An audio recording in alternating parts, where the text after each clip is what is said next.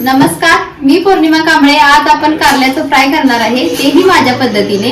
जर तुम्हाला माझी कारल्याची पद्धत आवडली असेल तर तुम्ही किंवा चॅनेलला तुम्ही नवीन असाल तर आमच्या चॅनेलला लाईक करा, सबस्क्राईब करा आणि कारल्याची पद्धत जर आवडली असेल तर कमेंटही करा.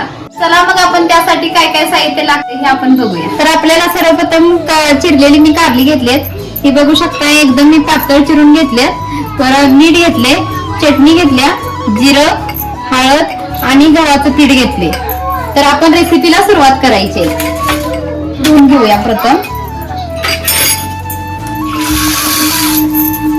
कारलं बघू शकता, एकदम पातळ पद्धतीने चिरले मी. हे बघा कारलं.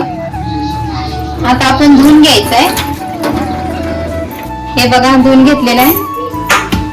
तर आपण कारलं धुवून घेतलंय. त्यामध्ये आपण 4 चमचे गव्हाचं पीठ टाकायचंय, चटणी 1 चमचा आणि थोडीशी 1.5 चमचा चटणी टाकायचे, थोडस जिरं, थोडीशी हळद टाकायचे आणि आपल्या चवीनुसार मीठ टाकायचं.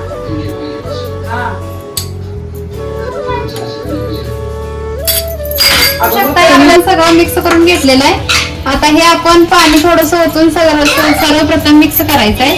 त्यामुळे आणि इकडं मी गॅसवर भिडाचा तवाही ठेवलेला आहे, कारण आपलं मिश्रण एकजीव होईपर्यंत आपला तवाही तापेल.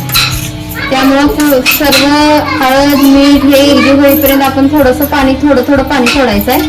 जास्त पातळही करायचं नाही, जसे आपण कांद्याची भजी करतो असं हे मिश्रण तयार करायचंय. तर आपण एकजीव करून घेतलेला आहे. तर आपण आता तेल टाकले का बघून आपण तव्यामध्ये सोडायचंय. जर तुम्हाला चमच्याने येत नसेल तर तुम्ही हातानेही सोडू शकता, जशी आपण भजी सोडतोय असं सोडायचंय. आता बघू शकताय. नाही नाही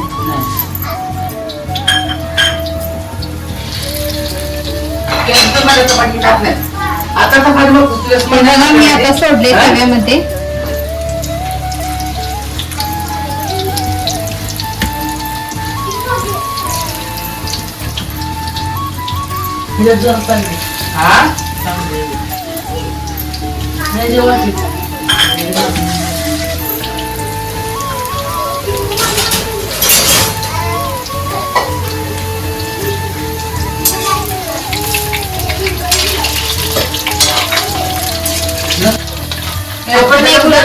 कडक होईपर्यंत भाजायचं आहे.